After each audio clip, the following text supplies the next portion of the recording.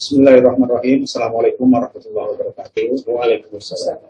Saya hormati moderator, para narasumber yang ada di sini, Ibu Nika, yang dari seberang sana, Ibu Yuga ya, fraksi PDIP, kebetulan beliau kalau nggak salah dari KPPI. Iya. Betul. Baik, Bapak Ibu, rekan-rekan sekalian yang dimuliakan oleh Allah Subhanahu wa taala, suatu kehormatan pada siang hari ini saya selaku pribadi diberi kesempatan berbincang-bincang dengan rekan-rekan sekalian terkait maraknya tawuran di lingkungan, khususnya di lingkungan pelajar. Kalau kita amati bersama dan kita ini yang mana sih ini nganunya, fokus saya kemana ini? Sana ya? Sana aja langsung. Sana ya? Iya. Oke. Baik, lanjut. Jadi kalau kita lanjut, berbicara masalah tawuran sebenarnya bukan hal yang asing bagi kita, masyarakat Indonesia khususnya. Tidak tahu kalau di luar negeri apakah ada istilah tawuran. Mungkin kalau istilah tawuran tidak ada. Tapi kalau yang mirip dengan tawuran mungkin ada. Tawuran ini sudah dari dahulu kala ada sebenarnya. Kalau boleh diistilahkan tawuran ini perang kecil lah. Perang kecil.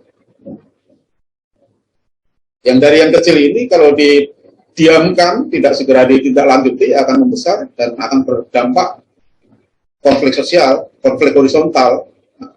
Dan ini yang sama-sama tidak kita inginkan. Kalau di masa lampau tawuran sering terjadi antar kampung, antar desa waktu itu. Jadi gara-gara olahraga mungkin kan selisih paham, tawuran. Tawuran juga tidak hanya terjadi di kalangan pelajar, bahkan mahasiswa. Kalau rekan-rekan sekalian, Bapak Ibu hadirin yang berbahagia, pernah mencermati berita di media massa, pernah terjadi di lingkungan mahasiswa. Tidak perlu saya sebut kampusnya. Saya yakin Bapak Ibu pernah mendengar dan melihat lewat media massa. Jadi antar fakultas, ya, bayangkan ini. Begitu juga warga, tapi dalam hal ini nanti yang akan kita lebih soroti adalah di kalangan pelajar. Sebenarnya tawuran ini adalah salah satu penyelesaian masalah, tapi penyelesaian masalah yang keliru. Ya. Maksudnya mau menyelesaikan masalah, tapi dengan cara yang keliru, dengan cara kekerasan. Dan tawuran ini tidak sedikit menelan korban, Bapak Ibu sekalian. Ya. Baik jiwa maupun material, karena sering kita lihat di media elektronik, apabila terjadi tawuran, korbannya tidak hanya yang tawuran, arena sekeliling tawuran pun akan menjadi korban. Artinya apa?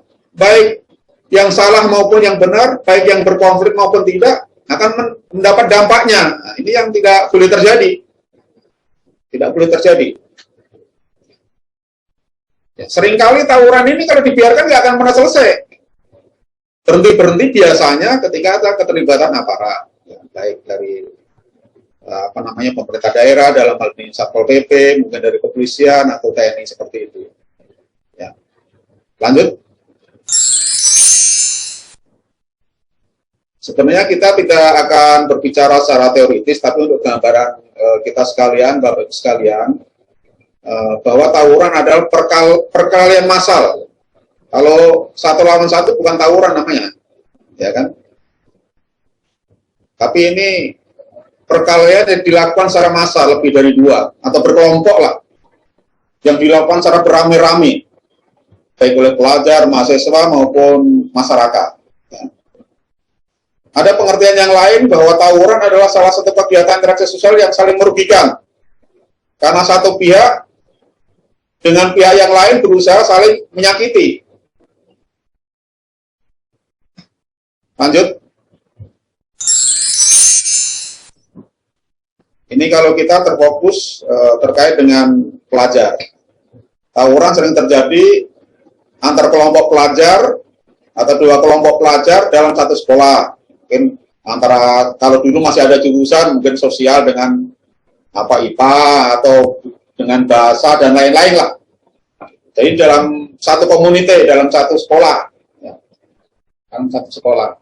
Yang biasanya kalau dulu terjadi di teman-teman yang notabene waktu itu grade sekolahnya agak, ya bisa dibilang tidak favorit lah, biasanya seperti itu. Mudah-mudahan salah saya ini, ya. Terus tawuran pelajar antar dua kelompok pelajar dari sekolah yang berbeda. Kalau dulu antar STMA, STM dengan apa gitu kan. Nah, seperti itu. Jadi antar sekolah.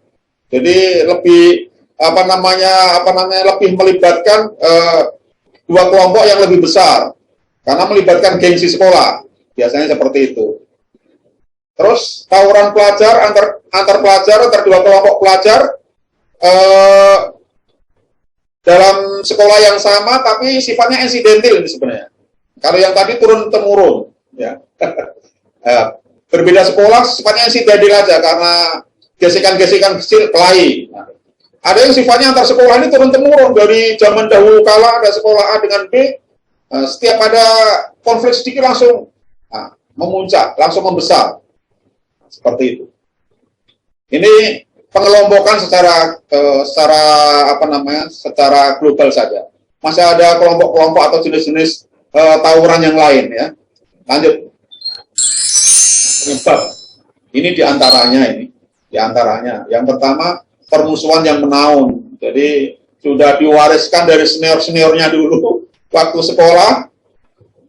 Senior sekolah A mewariskan kepada junior-juniornya bahwa kita merupakan rival negatif dengan sekolah yang lainnya, seperti itu. Jadi turun-menurun sifatnya, terus berkelanjutan. Terus penyebab yang genggengan, ya kan? Adanya genggengan. Basis kelompok itu, genggengan. Kan baru musim juga nih, genggengan. Kelompok A ini dalam satu sekolah terjadi bisa genggengan. Ya, kan? Genggengan itu pengelompokan yang punya asumsi negatif lah. Nah, seperti genggengan, atau geng A, atau geng B, geng C, geng D. Nah, seperti itu. Penyebab yang ketiga adalah kecerdasan emosi atau kontrol diri lemah. Ya, tidak bisa mengontrol diri, emosian. Masalah-masalah kecil cuman diklakson marah. Nah, seperti itu. Ya. Atau karena disalip motor marah. Nah, akhirnya berkelahi. Yang berawal dari individu berkembang menjadi kelompok, berkembang menjadi antar sekolah. Seperti itu biasanya. Kalau dibiarkan bisa antar suku nanti, bisa antar kampung. Nah, seperti itu. Dampak yang lebih luas lagi. Krisis identitas, krisis kepercayaan diri, kehilangan kiblat, kehilangan contoh, kehilangan figur, kehilangan suri toladan. Ini anak muda tidak punya arah, tidak ada yang mengarahkan, tidak punya jati diri lah. Harus seperti apa, harus bagaimana. Harusnya bagi seorang pelajar harus punya goal, harus punya cita-cita untuk menjembatani untuk mewujudkan cita-citanya. Diantaranya adalah harus punya identitas diri, harus punya ring untuk mencapai cita-citanya. Tidak mampu menyelesaikan diri, ini hal-hal yang agak psikologis lagi nanti yang beda akademisi. Pengaruh media, ini tidak kecil. Pengaruh media ini dengan adanya tawuran, bahkan malah menjadi kebanggaan loh, kan lucu. Jadi kita tawuran, kita shoot, kita share, untuk menunjukkan kehebatannya. Ya tadi itu mencari identitas tadi. Malah di share, malah bangga, luar biasa ini. Ini karena karena sering ditampilkan oleh media, maksudnya media supaya tidak mencontoh, tapi dari rekan-rekan pelajar yang lain malah dijadikan panutan, jadikan pembelajaran. Oh, kalau saya tawuran harus begini, jangan seperti itu atau seperti itu, seperti itu. Jadi salah menyerap apa yang disampaikan oleh media. Yang ketujuh diantaranya adalah pengawasan orang tua. yang kurang, malah tidak memadai, mungkin karena bapak ibunya sibuk kan, tidak sempat mengontrol anak-anaknya, putra-putrinya di dalam kegiatan keseharian, tidak pernah menanyakan apa kegiatannya, tidak pernah menanyakan kapan pulangnya. Kadang-kadang kan lucu, kalau kita dengan kepolisian patroli malam kan, kita temukan adik-adik kita yang seusia pelajar di atas jam 10 malam masih nongkrong-nongkrong, ini yang salah siapa kira-kira? Ya kan, gitu. Apa nggak ditanya orang tuanya, apa orang tuanya tidak nyari? Itu yang kita tanda tanya sebenarnya. Tanda tanya di situ. Ya, diharapkan peran orang tua ini yang sangat vital, karena dia adalah yang terdekat dengan remaja atau pelajar yang bersangkutan. Komunitas dan lingkungan, salah pergaulan lah, kurang lebihnya seperti itu. Ya. Oleh karena itu, peran keluarga dan orang tua tadi sangat vital. Seperti apa anak dalam bergaul kesehariannya. Jangan salah menempatkan diri di dalam lingkungannya, seperti itu. Lanjut. Solusi.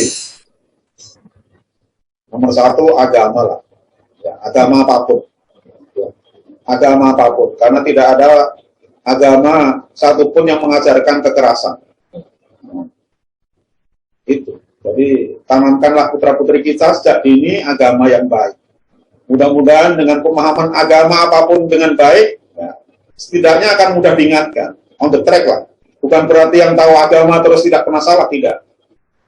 Tapi yang tahu agama setidaknya kalau diingatkan lebih gampang. Kalau putra-putri kita tahu akan agama apapun. Saya kira tidak ada agama yang mengajarkan kejelekan, mengajarkan kemungkaran, mengajarkan perkelahian, enggak ada. Nomor 2, peran keluarga. Peran keluarga sangat besar. Sangat besar. Kalau memang bapak ibu sibuk, minimal ya zaman sekarang kan ada handphone. Ditanya sedang apa, di mana, sebagai kontrol. Karena kita tidak bisa mengandalkan aparat. Ya kan? Hanya mengandalkan aparat, hanya mengandalkan sekolah, tidak bisa. Nah, seperti itu. Yang selanjutnya lingkungan.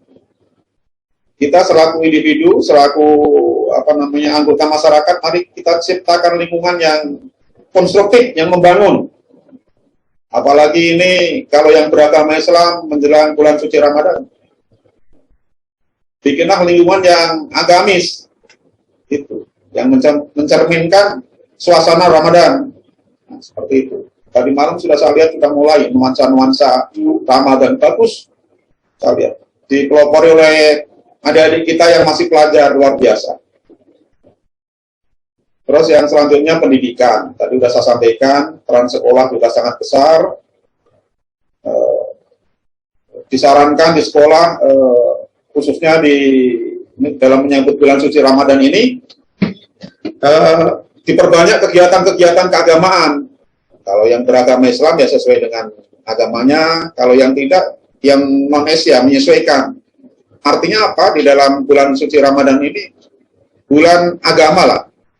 Jadi anak-anak betul-betul dilebihkan di dalam kegiatan-kegiatan keagamaan.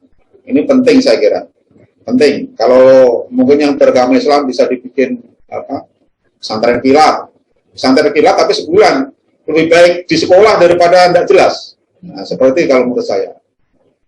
Terus yang terakhir hukum, ini solusi terakhir ini kalau saya. Hukum itu solusi terakhir. Ya, karena namanya pelajar kan. Jadi tanggung jawab kita sekalian untuk mengarahkan dan mendidik. Hukum ini ya sangat terakhir, sangat terpaksa. Sangat terpaksa. Kalau keempat solusi sebelumnya tidak bisa dijadikan